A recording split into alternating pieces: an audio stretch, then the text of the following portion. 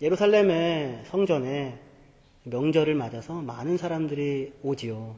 그리고 워낙에 멀리서 오니까 재물을 가지고 올 수가 없지 않습니까? 그러니까 성전 앞들 이방인의 뜰에서 재물들을 팔거든요. 재물 드리기에 합당한 그 기준을 통과한 재물들만 엄선해서 제사장들, 성전 쪽에서 제공하는 형태의 재물들입니다. 그리고 또 돈을 바꿔야 되거든요. 로마에서는 로마 돈 쓰는데 성전에 바치는 돈은 로마 돈 쓰지 않고요. 두로 화폐만을 사용을 했었습니다. 그러니까 와서 돈을 바꿔야 돼요.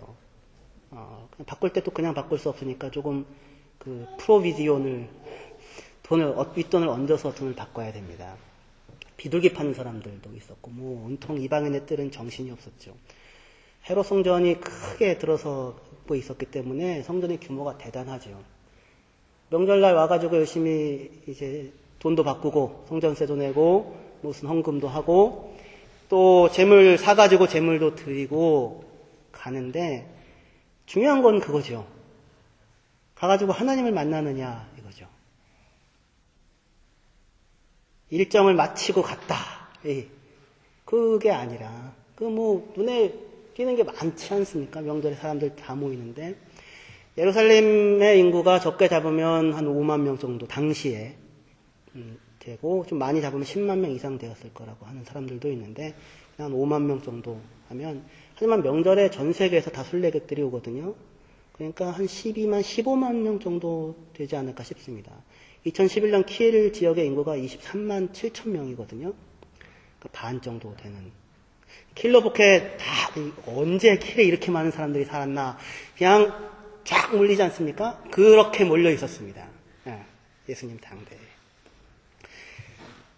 그 왁자지껄하고 정신이 없고 그 속에서 명절의 기분을 내며 성전에 가서 제물을 드리고 왔는데 정작 만나야 될 하나님을 만나지 못하고 돌아간다면 그 오랜 여행과 수고가 웃돈까지 주워 얹어서 드린 제사와 제물이 무슨 소용이 있겠는가 하는 생각을 하게 됩니다.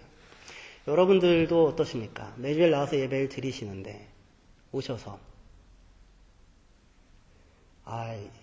성가대역이 박자를 놓쳤어. 가슴에 생각하고 음식이 잘 준비가 됐을까 생각하고 오늘 자식들한테 소리 지르고 나왔는데 기도를 해야 된다니. 그리고 지난주에 저도 지난주에 아주 절망을 했었습니다. 누가 이 킬에 올라온다고, SNS에 올라온다고 해가지고 집을 구한다고 저도 왔다 갔다 했는데, 얘기하다 보니까, 내가 독일 온 지 거의 8년이 돼 가는데, 독일 온 지 1년밖에 안 된 사람이 하는 독일어를 열심히 하고 있는 겁니다. 비태, 거기서 계속 저한테 비태를 저한테 계속 하니, 참, 도저히 난 네가 뭔 얘기하는지 알아들을 수가 없어. 마음은 급하고, 속은 상하고, 절망스러워 하면서, 내가 집을 구해주러 다닌다니, 자괴감이 들고, 누구는, 알바니아에 갔는데 후배는 그렇게 내가, 잘난 척 한다고 맨날 이렇게 쫑을 줬던 후배였는데, 가가지고 한 6개월 만에 알바니아어로 설교를 하고 있다고 하는데, 이건 나는 너무너무 사실은 절망스러워서, 설교를 제대로 할 수 있을까? 이런 생각을 가지고 오게 됩니다. 일주일 동안 살았던 그런 삶을 다 가지고 옵니다. 와서 누구를 만납니까? 하나님을 만나야죠. 속상해하고 가는 게 아니라. 누구처럼요? 눈뜬 소경과 다리 저는 사람들. 수많은 사람들, 제사장들, 엄청나게 많은 사람들이 있었는데, 누가 하나님을 만났습니까? 소경들과 다리 저는 사람들이 예수에게 나아갑니다. 예수님은 그들을 고쳐주십니다. 할렐루야. 오늘 그런 은혜가 여러분들에게 있었으면 좋겠습니다. 설교를 다 했네요.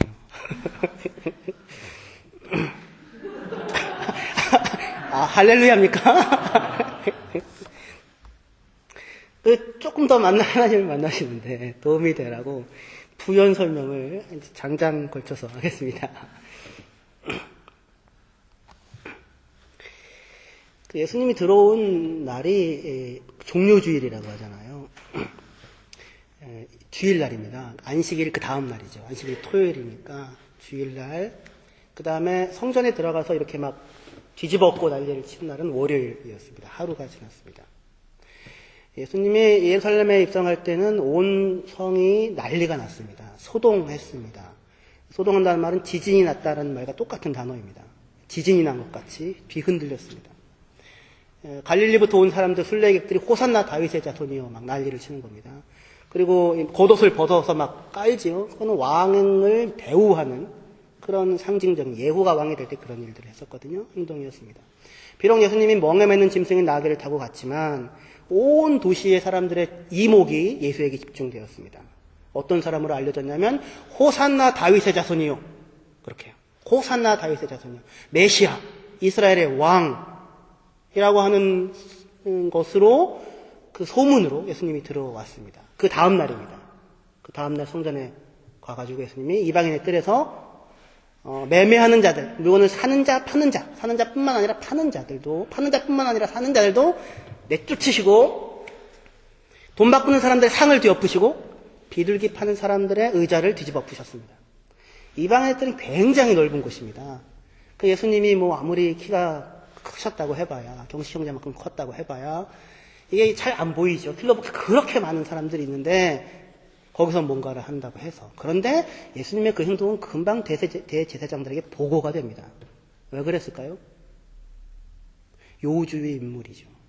어제 온 예루살렘을 뒤흔들며 지진이 나듯이 뒤흔들며 호산나 다윗의 자손이 메시아 라는 그 칭호를 받으며 누군가가 들어왔기 때문입니다. 메시아라는 칭호는 굉장히 위험한 칭호입니다. 갈릴리 유다가 AD 6년에 반란을 일으켰는데 로마 군대들에 의해 진압을 당하는데 2,000명의 십자가의 형을 받습니다. 성전 안에서 메시아다 이러면 메시아다라고 하면 유대인들에게는 희망의 메시지지만 로마 사람들에게는 뭐예요? 이거는 반군입니다. 반란 운동을 하는 봉기자들입니다. 시카리들, 열혈당원들이 됩니다. 제사장들은 아주 민감하게 그래서 예수의 일거수일투족을 예의주시하며 있었을 것입니다. 예수님께서 한 자그마한 곳에서 큰 일종의 선지자적인 퍼포먼스를 행하셨는데 바로 제사장들에게 보고가 됐을 뿐만 아니라 온 사람들, 성전 안에 들어와 있던 사람들에게도 소문이 나기 시작합니다. 왜요? 예수님이 들어가시자, 제자들과 들어가시자 사람들이 다들 예수가 들어오셨네. 뭘 하러 들어오셨나? 수근수근하며 이목이 거기로 집중되었던 것입니다. 굉장히 센세이셔널한 예수님의 입성이었고 그리고 이 행동도 굉장히 센사치오넬한 행동으로 사람들에게 소문이 났던 것입니다. 어떻게 알 수 있냐면 예수님의 행동을 그렇게 하자 누가 찾아옵니까? 눈먼 자들과 저는 자들이 찾아옵니다. 눈먼 자들은 안 보이고 저는 자들은 스스로 걷기가 힘든 사람들인데 그 수많은 사람들이 밀집되어 있는 그곳에서 누구를 찾아와요? 예수를 찾아옵니다. 왜요? 계속 들리는 겁니다. 귀에. 예수가 들어오셨대. 메시아가 오셨대. 진짜야? 근데 저기서 무슨 소동이 일어났다는데? 예수님 막 뒤집어 엎으셨대. 막 그냥 당국자들이 막 와가지고 난리도 아니야? 그 소리들이 그만한 관심을 가지고 있었던 예수님. 이 사람들의 귀에도 들렸고 소경들이 사람들을 해치고 예수님이 어딨어요? 예수님이 어딨어요? 다리 저는 사람들이 찾아서 예수님께 갔습니다. 예수님이 이렇게 온 사람들의 이목이 집중되어져 있는 곳에서 성전에 대한 아주 비판적으로 보이는 중요한 어떤 상징적인 행동을 지금 예수님은 하고 있는 것입니다. 아까 서두에 말씀드렸던 것과 마찬가지로 이방의 뜰에서는 짐승을 팔 수밖에 없습니다. 필수 불가결한 일입니다. 왜요?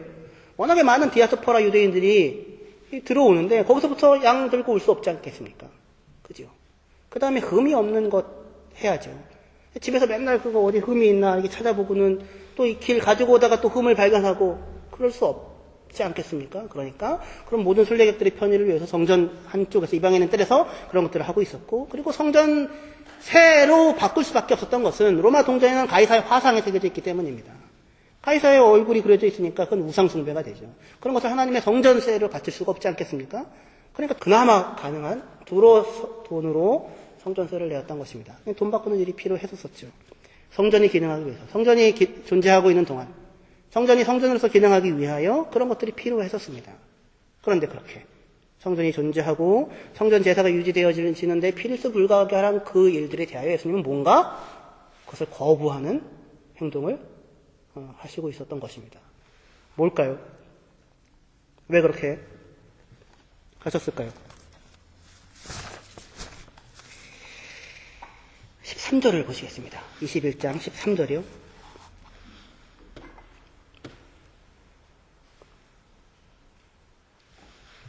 같이 읽어보도록 하겠습니다. 시작. 그들에게 이르시되 기록된 바 내 집은 기도하는 집이라 일컬음을 받으리라 하였거늘 너희는 강도의 소굴을 만드는도다 하시니라. 이것을 위해서였습니다.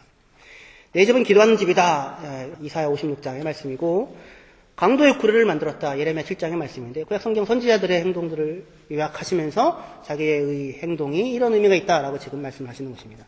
내 집은 기도하는 집인데 너는 강도의 소굴을 만들었다.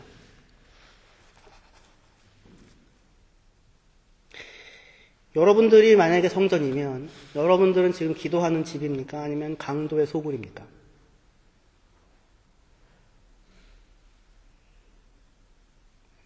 마태복음에는 그런 의도로 기록이 안 돼 있지만 누가복음에는 기도하지 않을 때 사람의 마음은 강도의 소굴이 된다. 그렇게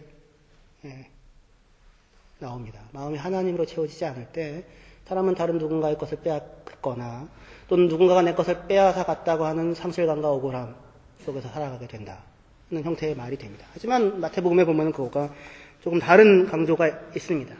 강도의 소굴이냐 기도하는 집이냐.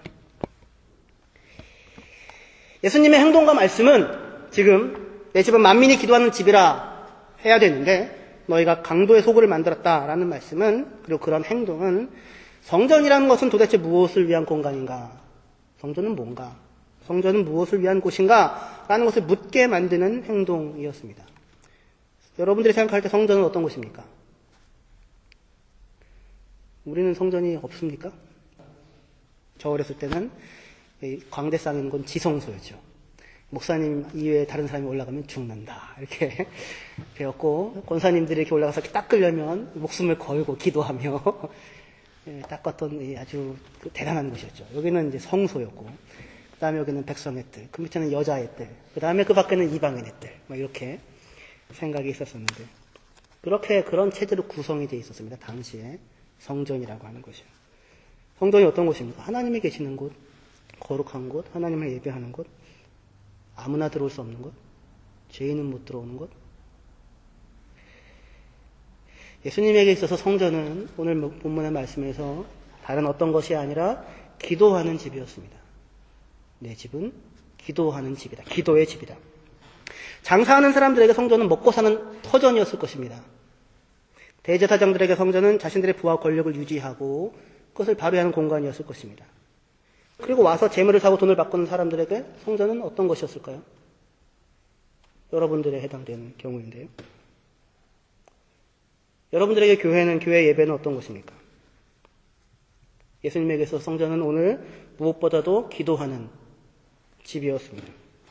기도란 무엇입니까? 본문에서 기도하는 자의 모습과 아주 대조되는 자들이 있습니다. 장사하는 사람들입니다. 강도의 구렬이라고 하는 대조입니다. 장사하는 사람들.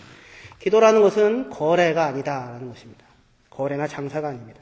기도라는 것은 내가 가지고 있는 것을 내어놓고 그리고 내가 받을 몫을 흥정하는 것이 아닙니다. 근데 사람들은 기도를 그렇게 사용을 합니다. 기도가 무엇인지를 그림처럼 보여주는 것이 예수님의 성정행위 바로 위에 등장했던 맹인과 다리 저는 사람들이 예수님께 찾아왔던 행동이었습니다. 본문에 그렇게 돼 있죠. 21장 13절, 14절 연속해서 그들에게 이르시되 기록된 바 내 집은 기도하는 집이라 일컬음을 받으라 하였거늘 너희는 강도의 소굴을 만드는도다 하시니라. 맹인과 저는 자들이 성전에서 예수께 나오매 고쳐주시니라. 이렇게 바로 연결이 되는 것입니다. 내 집은 기도하는 집이다. 맹인과 저는 자들이 예수께 나오자 예수께서 고쳐주셨다. 기도입니다. 맹인과 저는 자들이 성전에서 예수에게 나아옵니다. 어떠한 대화도 오고하지 않습니다. 예수님께서 그런데 그들을 고쳐주십니다. 왜 그렇습니까? 그들의 행위 자체가. 명절 수많은 사람들이 모여있는 곳에서 예수가 성전에 왔다는 소식을 듣고 축구장이 몇 개가 들어갈 수 있을 만한 크기거든요. 성전이. 어떤 사람은 12개가 들어간다고 하더라고요. 엄청나게 큰 그곳에서 예수가 왔다는 소식을 듣고 다른 사람들도 아닌 보지 못하는 사람과 잘 걷지 못하는 사람이 움직여서 예수에게 찾아나갑니다. 예수께 나아가면 그가 나를 고쳐주실 것이다. 그가 나를 온전하게 해주실 것이다. 그 믿음으로 예수께 나아갑니다. 그 모습 자체에 이미 그들이, 다른 누군가가 아닌 그들이 예수에게 그 많은 사람들 뚫고 나왔다는 그 행동 자체가 예수에게, 하나님에게 수많은 말을, 믿음의 고백을 이미 하고 있는 것이고, 예수님은 더 이상 어떠한 대화 없이 그들의 모습을 보고 바로 그들을 고쳐주십니다. 눈을 뜨게 하시고 다리를 고쳐주셔서 걷게 하십니다. 그것이 기도입니다. 그들처럼 하나님께 나아가는 것입니다. 그리고 그렇게 자기에게 나아오는 자들을 하나님은 받으십니다. 고쳐주십니다. 이들이 예수님께 나와서 거래를 했을까요? 예수님, 제가 프로비전을 얹어서 로마 동전을 두로 동전으로 바꿔왔나이다. 예수님, 제가 흠없는 짐승을 드리기 위해서 성전에서 파는 최고의 재물을 사왔나이다. 제가 비록 지난 일주일 동안 별로 예수 믿는 사람답게 못 살았지만 그래도 최선을 다해서 예물을 준비했나이다. 제가 지난 일주일 동안 참 많은 죄를 짓고 살았지만 하지만 그래도 오늘은 나와서 찬양도 하고 봉사도 하고 헌금도 합니다. 그래서 저한테 좀 은혜를 주십시오. 이건 여전한 거래입니다. 아닙니다. 이 사람들에게는, 맹인과 다리 저는 사람들에게는 지금 내어놓을 것이 하나도 없습니다. 거래를 한다는 것은 자기 스스로 뭔가를 가지고 있는 것이 있어야 합니다. 가지고 있는 것이 있어야 하고 가지고 있는 것이 있다고 생각해야 내 것을 내어놓고 누군가와 거래를 하게 되죠. 그런데 이 사람들은 지금 아무것도 없습니다.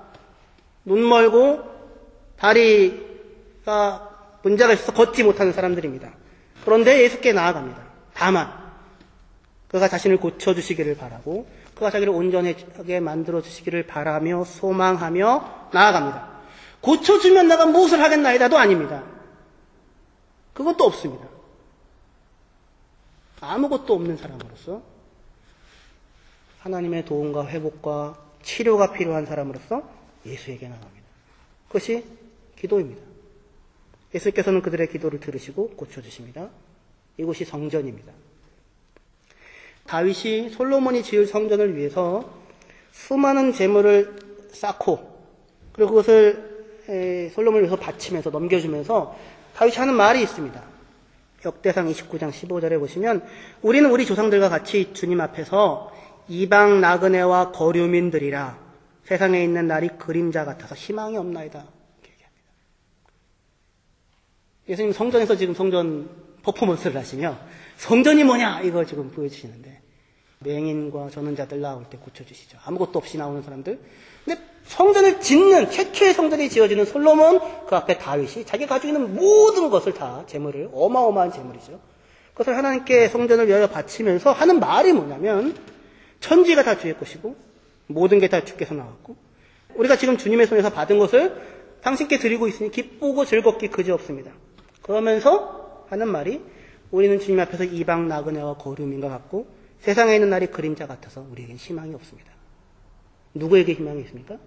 하나님에게 희망이 있습니다. 내가 왕이 됐고 내가 수많은 것들을 다 가지고 있지만 나는 세상에 있는 날이 그림자와 같고 이방 나그네와 거류민과 같은 내가 가지고 있는 것과 나 자신에게는 희망을 발견할 수 없는 사람입니다. 하나님 예배합니다. 하나님 정직한 마음으로 하나님께 나아갑니다. 하나님은 정직한 마음을 기뻐하시는 분 아니십니까? 그러면서 기뻐하며 예물을 드리고 있습니다. 하나님께 소망이 있습니다. 이것이 성전을 짓기 위해 자신의 모든 것을 내어놓고 있는 다윗의 고백이었습니다. 모든 것을 다 가지고 있던 왕 다윗이 왕권과 재물과 그 모든 것을 가지고 있던 다윗이 맹인과 다리 저는 사람들처럼 지금 하나님께 나아가고 있는 것입니다.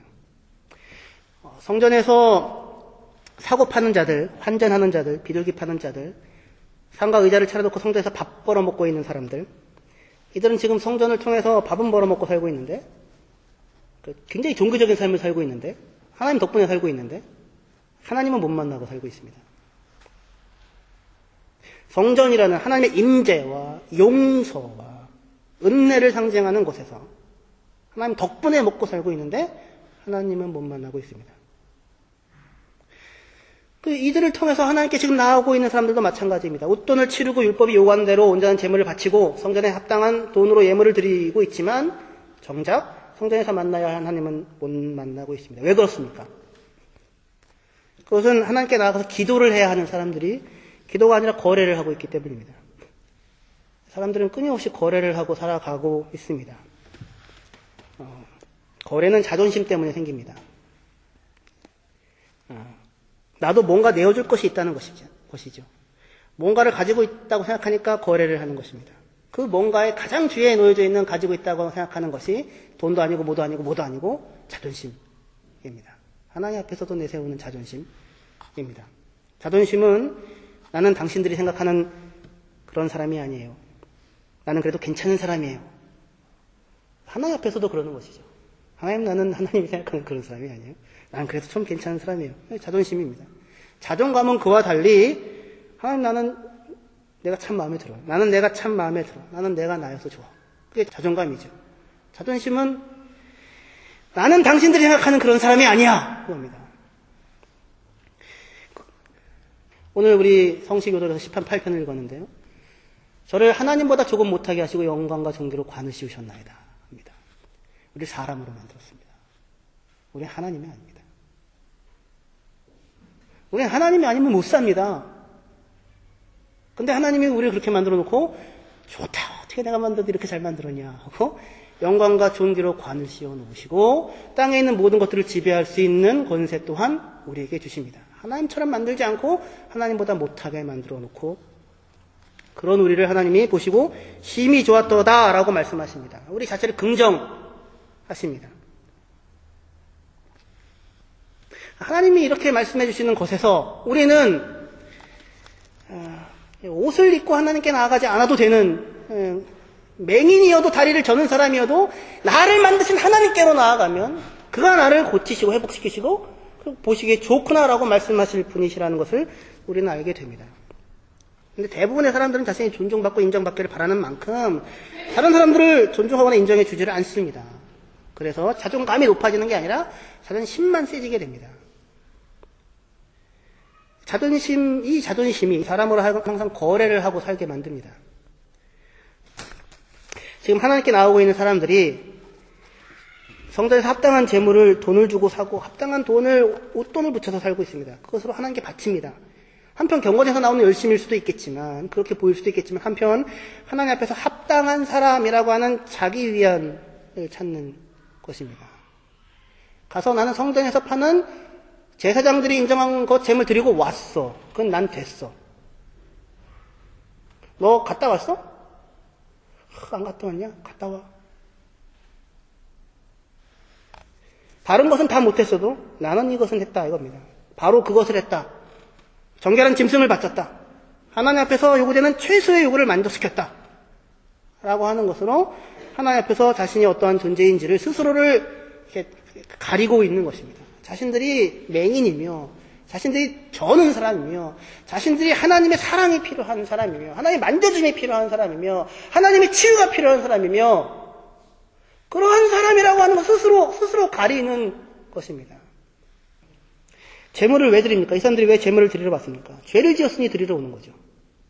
근데 나는 제일 좋은 제물로 드렸어. 이러고 있는 것입니다. 6월절 양을 왜 잡습니까? 내가 죽어야 할 자라는 인정이었죠. 6월절 축제를 그래서 지키죠.